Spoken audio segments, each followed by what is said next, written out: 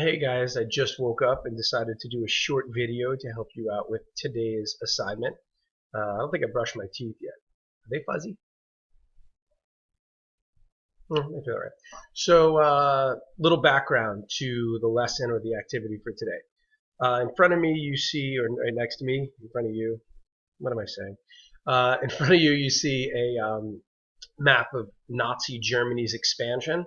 Now, this is all before World War II began, right?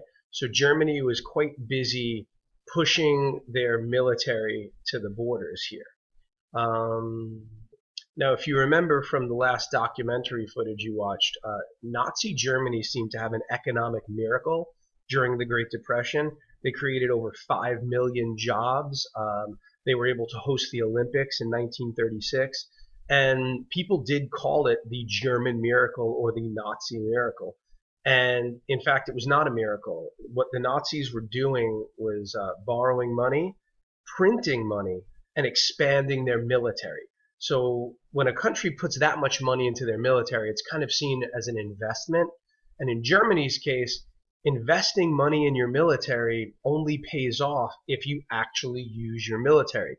So in the late 1930s, around 1937, 38, Germany started pushing its weight around and reasserting its power.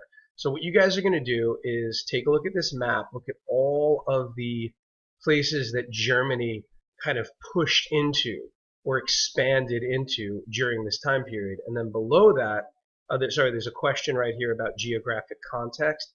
Please answer that. If you remember what we talked about regarding Germany's geography in World War I, right, you should be able to answer this question about geographic context. Okay. Next, you have a timeline of all of the acts of aggression by Nazi Germany in the 1930s. And I'd like you to read through that timeline and then answer a somewhat complex question. At what point in this timeline do you think the British and the French should have gotten involved and maybe threatened Germany with military action or actually taken military action? Now, you have to keep in mind that the French and the British are going through the Great Depression, so they have all of the unemployment and economic troubles. So the idea of starting another war that they just fought at World War I 20 years before, the idea of starting another war was not a popular idea. So most of the people in Britain and France were concerned about Nazi Germany being more aggressive, but not a lot of people were willing to actually go to war over what Germany was doing. So I want you to read through that timeline and decide at what point do you think the British and the French should have stood up to Adolf Hitler maybe a little bit more strongly rather than waiting. All right. After that, you have a document set. The first document is from Neville Chamberlain. He was the Prime Minister of the United Kingdom from 1937 to 1940.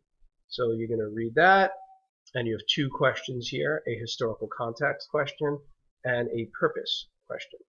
Second document is from British Prime Minister Winston Churchill, who was Prime Minister twice, from 1940 to 45 and 1951 to 55. You'll read that excerpt from a speech he gave to Parliament, and then you have one question based on Churchill's point of view.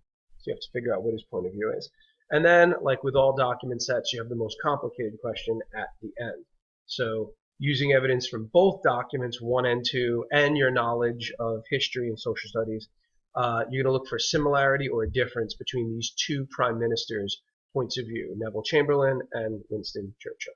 All right, guys, please complete all the work to the best of your ability. Please complete it on time. If you ever have any questions or problems, please email me, or if you're in period 2 or 9, you can email Ms. Fazzolari. I hope you guys are staying in and staying safe, okay?